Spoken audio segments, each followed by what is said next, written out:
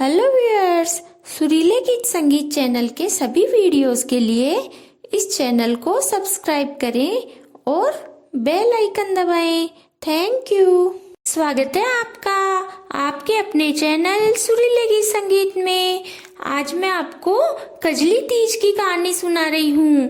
भादवा महीने की कृष्ण पक्ष की तीज को कजली तीज आती है। कुछ लोग इसे बड़ी तीज के नाम से भी जानते हैं। भादवा महीने की दोज को सुहागिनें मेहंदी मांडती है। दोज के दिन बहू बेटियों का सिंजारा करते हैं, साड़ी, गहने, चूड़ी, रुपये आदि देते हैं। फिर तीज के दिन स्त्रियां व्रत रखती है। दिन भर निराहार रहकर रात को चंद्रोदय के बाद सातु पासती है, इसीलिए इसे सातुड़ी तीज भी कहते हैं। यह व्रत स्त्रियां अपने सुहाग की मंगल कामना के लिए करती है। पूजन सामग्री में जल का लोटा, कच्चा दूध, हो सके तो गाय का दूध लें, चिकनी मिट्टी, नीम की या बेर की डाली, तोरई का पत्ता, फूल, रोली, चावल, हल्दी, मोली, नथ, मांग टीका, सातु की मिठड़ी, सभी प्रकार के फल और रुपये लें। पूजन विधि में रात को जरी, गोटा आदि की साड़ी पहने, नथ, मांग टीका पहने और पूरा श्रृंगार करें। फिर पूर्व दिशा की ओर एक पाटा रखकर उस पर मिट्टी की गोल पाल बनाएं और उस छोटे से तालाब में कच्चा दूध और पानी से उसे भर दें। बीच में नीम या बेर की डाली रोपें। जल में कच्चा दूध मिलाकर नीमड़ी माता को सींचें, वस्त्र ओढ़ाएं, दीपक जलाएं व स्वयं के तिलक निकालकर मोली बांधें। नीमड़ी के रोली, मोली, हल्दी, काजल, मेहंदी, चावल व फूल आदि चढ़ाएं। मिठड़ी का भोग लगाकर पान, सुपारी और रुपया चढ़ाएं। पाल पर रोली, काजल और मेहंदी से 13-13 टीकी लगाएं।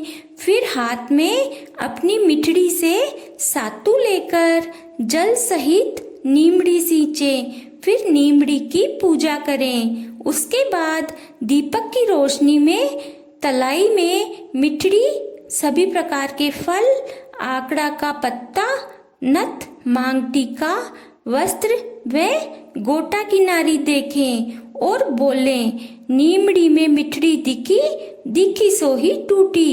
इसी प्रकार जो चीज देखें उसका नाम लेवें। फिर तीज माता को प्रणाम करके उठें। फिर अपने से बड़ों को प्रणाम करें। रात को चंद्रोदय होने पर पहले जल से छींटे दें, फिर रोली, चावल, मोली व सातु चढ़ाएं। जल से चंद्रमा के अर्घ्य दें व जल को आंखों में लगाएं। उसके बाद सातु पासने बैठें। आकड़ा, तोरई या पान के पत्ते का दोना बनाकर दाहिने पांव के नीचे से हाथ निकालकर दोना पकड़ें। उसमें कच्चा दूध, थोड़ा दही व चीनी मिला फीदर 7 बार लेकर पी लें। फिर 7 बार जल लेकर दोना घोलकर पी लेवें और दोने को फाड़कर पीछे की ओर फेंक देवें। इस प्रकार अपना व्रत खोलें, फिर खाना खा लें। अब मैं आपको तीज पर सुनी जाने वाली कहानियां सुना रही हूँ। बड़ी तीज की कहानी। एक साहूकार था, उसके 7 बेटे थे।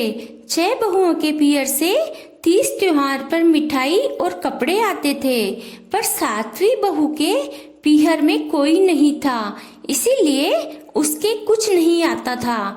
एक बार बड़ी तीज पर सभी बहुओं के पीहर से सातु के पिंडे, लाडू, साड़ी और रुपये आए। सब बहुएं 7वीं को दिखाकर ताने मारने लगी। तब वह बहुत उदास होकर मन में सोचने लगी कि मेरे पीहर होता तो मेरे भी सब चीजें आती। मेरे पीहर से सातु, 12 नहीं आया, अब मैं कैसे 12 पासूंगी। तब उसका पति बोला, तुम चिंता मत करो, मैं बाजार जाता हूँ और तुम्हारे लिए सातु और साड़ी का जुगाड़ करके आता हूँ। वह बाजार गया। वहाँ एक सेठ अपनी दुकान बंद कर रहा था। वह चुपके से दुकान में घुस गया। वहाँ उसने चक्की में दाल पीसी, शक्कर पीसी, घी लेकर सातू बनाया। एक सुरंगी साड़ी लेकर सुंदर सा ब्लाउज ले लिया और बैठे बैठे सोचने लगा कि अठे अइया बठे बैया, कजली तीज होसी कैया। इधर दुकान में खड़खड़ की आवाज सुनकर लोग सेठ के पास गए और बोले, तुम्हारी दुकान में चोर घुसा हुआ है। सेठ भागा भागा आया और दुकान का ताला खोला।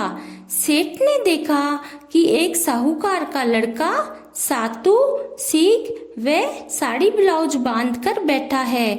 सेठ ने पूछा, तुम कौन हो?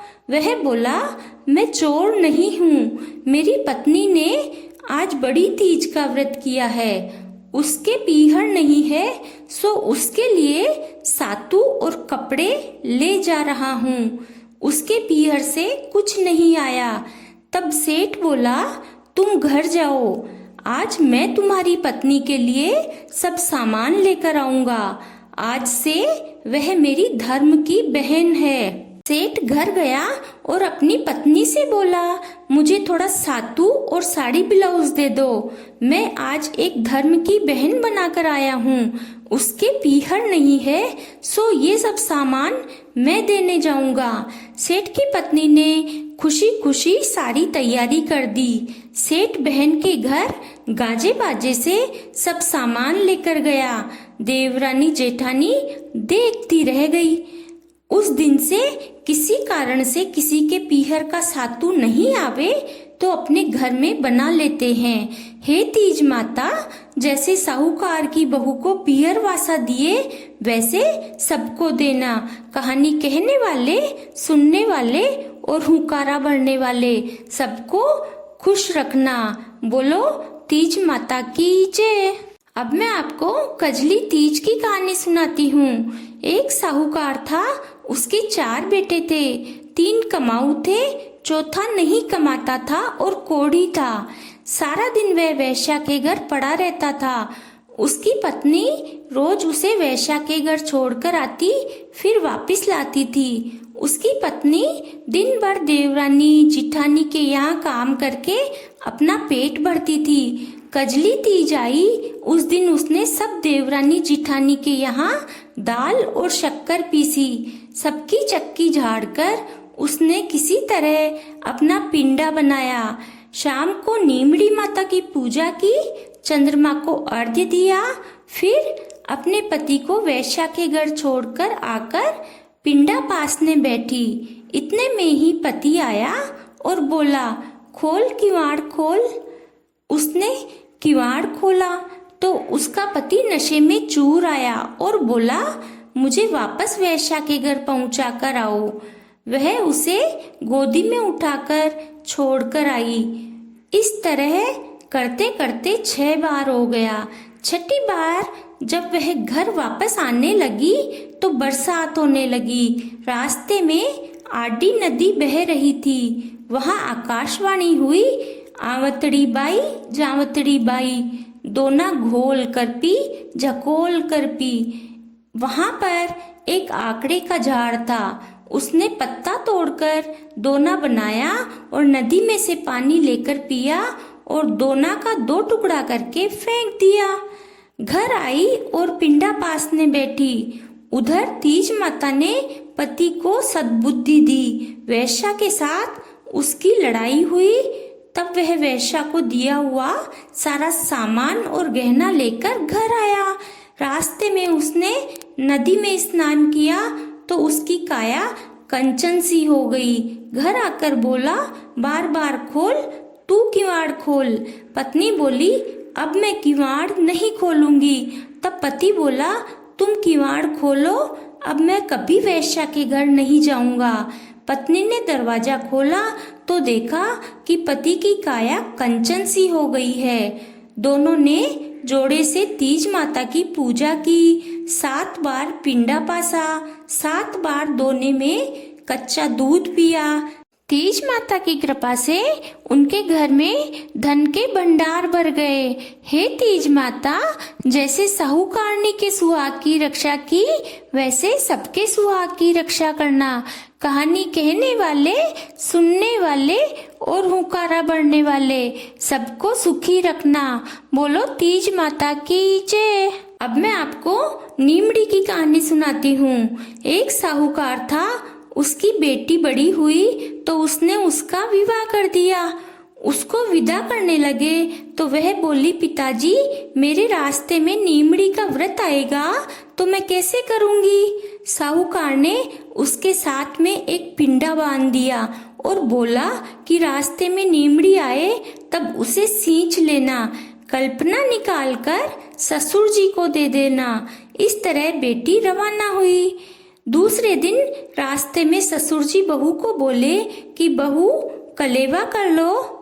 तब उसने कहा कि मेरे तो नीमड़ी का व्रत है। ससुर जी बोले कि अब यहाँ नीमड़ी कहाँ से आएगी। आगे जाकर रथ रोककर ससुर जी जंगल में देखने गए।